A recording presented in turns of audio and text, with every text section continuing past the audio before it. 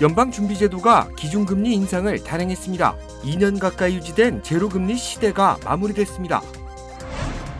일본 후쿠시마 앞바다에서 또다시 강진이 발생했습니다. 후쿠시마 원전 냉각 기능에 이상이 생겼고 고속열차 탈선과 정전이 발생했습니다. 한국의 오미크론 변이 유행이 정점을 향해 치닫고 있습니다. 하루 기준 60만 명 이상의 신규 확진자가 나왔습니다. 우크라이나 젤렌스키 대통령이 평화의 수호자로서 미국의 역할을 촉구했습니다. 이에 바이든 대통령은 대규모 군사 지원 방안을 추가 발표했습니다. 애틀랜타 총기 난사 사건이 오늘로 1주기를 맞았습니다. 곳곳에서 추모가 이어졌습니다.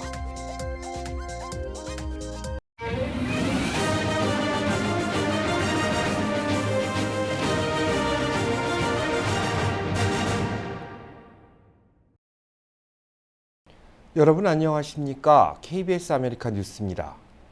연방준비제도가 기준금리 인상을 단행했습니다. 2년 가까이 유지된 제로금리 시대가 마무리되고 본격적인 금리 인상의 시작을 예고한 겁니다. 연방준비제도의 기준금리가 0.25%포인트 인상됐습니다. 기준금리 인상은 지난 2018년 12월 이후 3년 3개월 만의 일입니다. 연준은 팬데믹에 대응하기 위해 지난 2020년 3월 이후 줄곧 금리를 제로에 가깝게 파격적으로 낮춰 유지해왔습니다. 연준은 이번 인상을 기점으로 본격적인 금리 인상을 예고했습니다. 올해 모두 6번의 통화정책 회의가 남아있는데 매 회의마다 추가적으로 금리를 올릴 수 있음을 시사했습니다. 제롬 파월 연준 의장은 금리를 더 빨리 올리는 것이 적절하다는 결론이 난다면 그렇게 할 것이라고 언급했습니다. 물가 안정에 최우선순위를 두려는 의지가 담긴 조치로 풀이되는데 40년 만에 최고치를 기록한 물가 상승률이 직접적인 영향을 미쳤다는 분석입니다. 연준은 성명을 통해 일자리 성장세가 이어지고 실업률도 떨어졌지만 물가는 상승 기조를 유지하고 있는 수급 불일치 현상이 반영됐다고 밝혔습니다. 연준은 올해 경제 성장률 전망치를 기존 4%에서 2.8%로 낮춰 잡은 반면 물가 상승률 전망치는 기존 2.6%에서 4.3%로 대폭 올렸습니다. 연준의 물가 상승률 전망치가 3%를 넘긴 것은 지난 2007년 이후 15년 만의 일입니다. 러시아 우크라이나 침공 여파에 따른 원자재 가격 급등에 따라 경기 위축 현상이 지속될 것이라는 전망이 담긴 결과입니다. 연준은 올해 남은 6번의 통화정책 회의를 통해 0.25%포인트씩 단계별 금리 인상을 시행할 것으로 보입니다.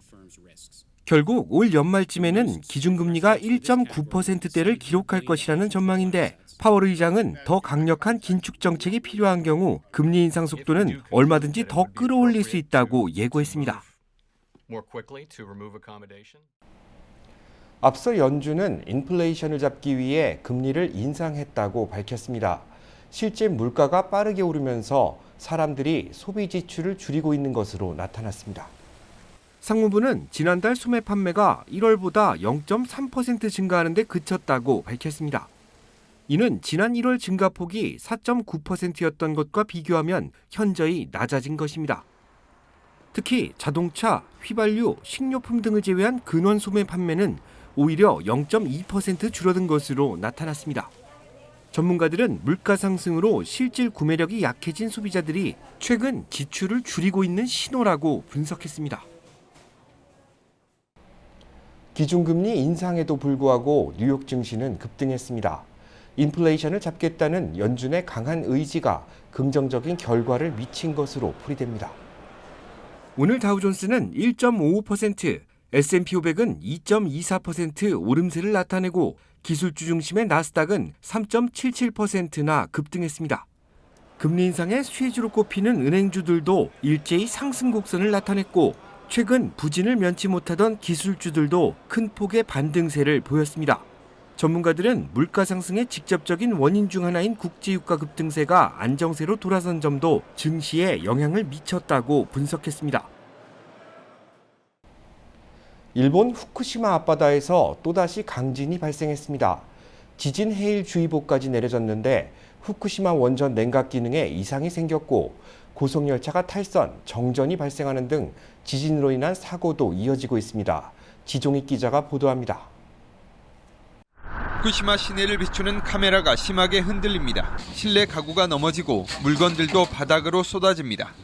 어젯밤 11시 36분 후쿠시마 앞바다에서 규모 7.3의 강진이 발생했고 1시간여 뒤에 규모 5.6의 지진이 또 발생했습니다. 1m 높이의 지진 해일 주의보가 발표돼 피난 지시가 내려진 데 이어 일부 지역에서 수십 센티미터 높이의 지진 해일이 관측됐습니다. 津波注意報が宮城県と福島県に出されています。津波注意報が出ている地域の皆さん、海岸や川の河口付近からは離れてください。 후쿠시마 제1원전 5호기에서 화재 경보기가 울렸고 제2원전 1호기와 3호기에서는 핵연료 냉각수 펌프가 일시 정지되기도 했습니다. 100명을 태우고 도호쿠 지역을 달리던 신칸센이 탈선했고 미야기현에서는 도로 곳곳이 갈라지고 내려앉았습니다. 무려 200만여 가구에서 대규모 정전 사태도 발생했습니다. NHK는 자체 집계를 통해 이번 지진으로 1명이 숨지고 100명 정도가 다쳤다고 전했습니다. 일본 기상청은 비슷한 규모의 강진이 또 발생할 가능성이 있다며 주의를 당부했습니다. 揺れの強かった地域では地震発生から1週間程度最大震度6強程度の地震に注意してください. 후쿠시마 인근 주민들은 지진과 지진 해일 속보에 귀를 기울이며 밤새 불안에 떨어야 했습니다. 도쿄에서 KBS 뉴스 지종익입니다. 한국의 오미크론 변이 유행이 정점을 향해 치닫고 있습니다. 하루 기준 60만 명 이상의 신규 확진자가 나오면서 연일 최고치를 기록하고 있습니다. 오늘 한국의 신규 확진자는 62만 1000여 명으로 하루 만에 22만 명 이상 늘어나며 또다시 최고 기록을 경신했습니다. 방역당국이 PCR 검사 외에 병원에서 받은 전문가용 신속 항원 검사에서 양성인 사람도 확진자로 분류하면서 숫자가 크게 늘어난 것으로 보입니다. 또 어제 누락된 확진 신고 건수가 오늘 집계에 포함됐을 가능성도 있습니다. 사망자도 429명으로 급증하며 역대 최다를 기록했습니다. 이런 가운데 지난주 한국의 확진자 수가 세계에서 가장 많았던 것으로 나타났습니다. 세계보건기구 집계 결과 지난주 한국의 신규 확진자 수는 모두 210만 명으로 세계에서 가장 많았고 이어 베트남이 167만 명, 독일이 135만 명으로 그 뒤를 이었습니다. 러시아 우크라이나 침공 소식입니다. 지금도 러시아군의 공세는 이어지고 있습니다. 유엔 최고법정인 국제사법재판소는 러시아의 군사작전을 중단할 것을 명령했습니다. 김준호 기자가 취재했습니다. 우크라이나의 수도 키이우에 대한 러시아군의 공세는 어제도 계속됐습니다. 북동부 하르키우에선 시장과 학교가 공격을 받았습니다. 러시아군에 포위된 남부 항구 도시 마리우폴의 병원 마당과 지하실에 숨진 이들의 시신이 놓여 있는 모습도 공개됐습니다. Я не знаю, куда мы их девать будем, как хоронить. В общем, могил без понятия даже. 유엔 최고법정인 국제사법재판소는 러시아에 대해 군사 행동을 중단할 것을 명령했습니다. The Russian Federation shall immediately suspend the military operations that it commenced on 24 February 2022 in the territory of Ukraine. 북대서양 조약기구 나토는 새로운 안보 환경에 대처하기 위한 장기적 방위 강화를 추진하기로 했습니다. We are extremely grateful for your support to what we do together in the eastern part of the alliance. 러시아와 우크라이나의 협상이 이어지고 있는 가운데 우크라이나 측 협상 대표는 양측 입장이 다르지만 타협을 시작했고 조만간 평화협정에 도달할 것이라고 말했습니다. 푸틴 러시아 대통령은 우크라이나를 점령할 계획이 없다고 거듭 주장하면서 우크라이나의 중립국 지위 등에 대해 협상할 준비가 돼 있다고 말했습니다. Появление российских войск под Киевом и у других городов Украины связано не с намерением оккупировать эту страну. 푸틴 대통령은 서방 제재에 대한 대책으로 보조금과 연금, 최저임금과 공무원 봉급 등을 인상하겠다고 밝혔습니다. 모스크바에서 KBS 뉴스 김준호입니다. 우크라이나 젤렌스키 대통령이 평화의 수호자로서 미국의 역할을 촉구했습니다. 이에 바이든 대통령은 대규모 군사 지원 방안을 추가 발표했습니다. 보도에 김기현 기자입니다. 볼로디미르 젤렌스키 우크라이나 대통령이 미국 상하원 의원들을 상대로 화상연설을 했습니다. 젤렌스키 대통령은 바이든 대통령이 세계 평화의 수호자가 되달라며 우크라이나 지원과 러시아에 대한 추가 압박을 촉구했습니다. I wish you to be the leader of the world. Being the leader of the world means to be the leader of peace. 특히 우크라이나 영공을 지킬 필요가 있다며 비행금지 구역을 선포하기 힘들다면 항공기와 방공 시스템이라도 추가로 제공해달라고 강조했습니다. 15분가량 계속된 연설 도중엔 전쟁으로 폐허가 된 시가지와 함께 참혹한 주민들 모습이 담긴 동영상도 공개됐습니다. 바이든 대통령은 8억 달러, 우리 돈 1조 원 가까운 규모의 군사장비 추가 지원 발표로 화답했습니다. 여기에는 대공 미사일 800기에 더해 100대 규모의 전술 드론 시스템이 포함됐습니다. This will include drones, which demonstrates our commitment to sending our most cutting-edge systems to Ukraine for its defense. 바이든 대통령은 다만 우크라이나에서 앞으로 길고 어려운 전투가 계속될 수 있다고 우려했습니다. 하지만 자유와 민주주의를 염원하는 우크라이나 국민에 대한 미국과 동맹들의 지지는 변함없을 거라며 전 세계가 푸틴 대통령에게 엄중한 책임을 묻고 있다는 점도 재차 확인했습니다. 워싱턴에서 KBS 뉴스 김기현입니다. 한인 여성을 비롯해 8명의 목숨을 빼앗아간 애틀란타 총기 난사 사건이 오늘로 1주기를 맞았습니다. 바이든 대통령도 성명을 발표하는 등 곳곳에서 추모 열기가 이어졌습니다. 윤범수 기자가 취재했습니다. 1년 전 오늘 조지아주 애틀랜타 일대 스파와 마사지샵 3곳에서 끔찍한 총기 난사 사건이 발생했습니다. 백인 남성의 총격에 숨진 희생자 8명 중 6명이 아시안 여성이었고 이 중 4명은 한인이었습니다. She was fun to be with. She loved to laugh. She loved to eat. She loved to share Korean culture and food. Again, it feels like yesterday. So to see that this 1-year anniversary is here. 사건 발생 1주기를 맞은 오늘 LA 한인회관에는 조기가 개항됐습니다. 총격이 시작됐던 오후 1시 52분을 기해 8명의 희생자들을 추모하는 묵념이 8분 동안 이어졌습니다. 미 전역의 한인과 아시안 단체들도 추모에 동참했습니다. LA와 뉴욕, 애틀랜타 등 주요 대도시에서는 집회가 열렸고 백악관 아시안 태평양 이니셔티브는 각 지역 단체들과 함께 오늘 하루 종일 라이브로 온라인 추모 방송을 했습니다. 아시안 정의진흥협회와 한인회, 한미연합회 등 한인과 아시안 단체들도 증오범죄 척결을 위한 공동 선언문을 내고 추모 활동을 이어갔습니다. 이런 증오범죄를 당하고 있구나. 이제서야 좀 이런 거를 알게 된 것 같아요. 그래서 우리 이제 그 단체 같은 경우에서는 이런 일들이 계속 일어나고 있다는 거를 계속 얘기를 해주고. 바이든 대통령도 오늘 공식 성명을 냈습니다.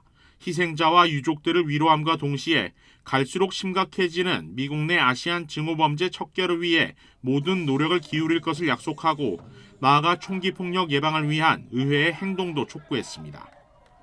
참혹했던 사건이 벌어진 지 오늘로 1년. 아시안 증오범죄는 이제 미국의 고질적인 차별과 폭력을 상징하는 핵심 해결 과제가 됐습니다. KBS 뉴스 윤범수입니다. 대학 골프팀 선수들을 태운 차량이 트럭과 정면 충돌해 9명이 목숨을 잃었습니다. 보도에 박시몬 기자입니다. 텍사스 사우스웨스트 대학 골프팀을 실은 차량이 대회를 마치고 돌아오는 길에 교통사고가 발생해 9명이 목숨을 잃었습니다. 사고는 어제 저녁 텍사스주 앤드류스 카운티 인근에서 학생들을 태우고 달리던 밴이 중앙선을 침범한 픽업 트럭과 충돌하면서 일어났습니다. This was a head-on crash. One of the vehicles involved belonged to the University of the Southwest. It was transporting the men's and women's golf team from a golf tournament here in the West Texas area. Tragically, there are deceased in that vehicle. 골프팀을 태운 차량에서 6명의 학생들과 코치가 목숨을 잃었고 상대 차량에서는 운전자를 포함해 2명이 목숨을 잃었습니다. 차량에 탑승했으나 목숨을 건진 2명의 팀 멤버들은 병원으로 옮겼지만 중태입니다. 충돌 직후 선수들을 실은 차량에 불이 붙으면서 학생들이 미처 빠져나오지 못해 피해 규모가 커졌습니다. 연방교통안전위원회 NTSB는 정확한 사고 원인을 분석하고 있습니다. They're going to be looking at, we believe there was a post-crash fire. We're looking at speed, occupant protection, and vehicle factors. 이번 사고로 인해 피해 학생들이 참가한 골프대회 오늘 경기는 일단 취소한 상태입니다. 한편 사고가 발생한 인근 지역에서는 지난해 11월에도 고등학교 밴드 멤버들을 태운 스쿨버스와 픽업 트럭이 충돌해 3명이 목숨을 잃은 바 있습니다. KBS 뉴스 박시몬입니다. 북한이 어제 신형 대륙간 탄도미사일로 추정되는 발사체를 쐈지만 공중에서 폭발한 것으로 파악됐습니다. 한국 대선 이후 첫 발사이자 올해 들어 10번째입니다. 홍진아 기자가 취재했습니다. 어제 오전 9시 반쯤 북한이 또다시 탄도미사일을 쏘아 올렸습니다. 평양 순안 일대에서 발사된 미사일은 그러나 고도 20km를 오르지 못하고 공중에서 폭발한 것으로 알려졌습니다. 북한은 이달 5일과 지난달 27일 두 차례 순안 비행장에서 신형 대륙간 탄도미사일 ICBM 시험 발사를 했습니다. 군 당국은 이번에도 북한이 신형 ICBM을 시험했을 가능성에 무게를 두고 있습니다. 우리 군은 추가 발사에 대비하여 관련 동향을 면밀히 추적 감시하면서 대비 태세를 유지하고 있습니다. 실패 원인이 정확히 파악되지 않은 가운데 전문가들은 액체 연료가 새면서 폭발했을 가능성을 제기했습니다. 폭발했다는 얘기는 결국은 이제 거기 있는 연료하고 산화제가 새든 해서 폭발했다는 얘기거든요. 북한이 조만간 또 추가 미사일을 발사할 거란 전망과 함께 실패 원인 분석에 시간이 걸릴 거란 전망도 나옵니다. 기술적인 부분에 대해서 다시 한번 정밀 점검이 들어가야 되고 4월 달에 화성 17을 이용해서 북한이 주장하는 군사정찰 위성을 쏘아 올릴지는 약간 불투명해지는 가능성이 좀 큽니다. 미국 인도태평양 사령부는 성명을 내고 북한의 미사일 발사 행위를 규탄한다라며 북한이 추가적으로 불안정을 야기하는 행동을 자제할 것을 촉구한다라고 밝혔습니다. 우리 군 당국은 북한이 추후 ICBM을 발사할 경우 합동 타격 훈련을 하고 괌 주둔 미군의 장거리 폭격기를 동원한 연합 훈련을 하는 방안도 검토 중인 것으로 알려졌습니다. KBS 뉴스 홍진아입니다. 전국의 주택 임대료가 10% 넘는 상승률을 보이며 또다시 사상 최고치를 기록했습니다. 부동산 정보업체 코올로직 집계 결과 지난 1월 전국의 단독주택 임대료가 지난해 같은 기간보다 12.6% 오른 것으로 나타났습니다.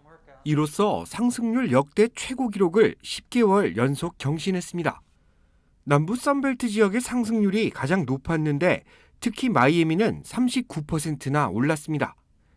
이 같은 상승세는 집값은 오르고 주택 매물은 줄면서 잠재적 주택 구매자들이 임대 시장으로 눈을 돌리는 경우가 많아진 데 따른 것으로 보입니다.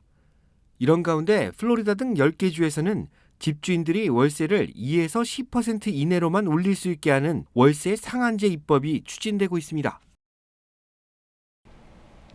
뉴욕과 뉴저지주의 세금 부담률이 전국에서 가장 높은 수준으로 집계됐습니다. 제1사 뉴욕 KBTV 김은지 기자가 보도합니다. 워싱턴 DC의 세금재단이 전국 50개 주의 세금 정책을 토대로 최근 발표한 2022년 주별 세금 환경지수에 따르면 뉴욕과 뉴저지주는 49위와 50위에 나란히 이름을 올리며 조세 부담이 큰 곳으로 뽑혔습니다. 뉴욕과 뉴저지주에서는 무거운 세금 부담 때문에 사업을 운영하기 어렵다는 평가를 다시 확인시킨 것입니다. 세금재단은 주별로 사업체 운영을 위해 부담해야 하는 법인세, 개인소득세, 판매세, 재산세, 실업보험료 등을 항목별로 조사해 그 결과를 토대로 전국 종합순위를 매겼습니다. 각 항목별 순위를 살펴보면 전국 꼴찌를 기록한 뉴저지주는 50개 주 가운데 법인세가 48위, 개인소득세가 48위로 특히 하위권이었습니다. 전에 카멘가 분석가는 결국 세금 부담은 기업 유치와 같은 주 경쟁력에 영향을 미치기 때문에 뉴저지주 입장에선 불행한 일이라고 말했습니다. 전국 49위에 오른 뉴욕주의 경우 개인소득세가 52위로 전국 꼴찌였고 재산세도 47위로 최하위권을 기록했습니다. 판매세는 42위, 실업보험료는 36위였습니다. 뉴욕주는 법인세 항목만 24위로 양호한 모습을 보였습니다. 뉴욕주 다음으로는 워싱턴 DC, 캘리포니아주 등이 조세 부담이 높은 것으로 나타났습니다. 한편 사업하기에 가장 좋은 조세 환경을 가진 주로는 와이오밍주가 전국 1위를 차지했습니다. 와이오밍에 이어 사우스다코타, 알래스카, 플로리다, 몬태나, 뉴햄프셔주 등도 낮은 세금 부담 덕분에 타주에 비해 사업 경쟁력이 높은 주로 조사됐습니다. KBTV 뉴스 김은지입니다.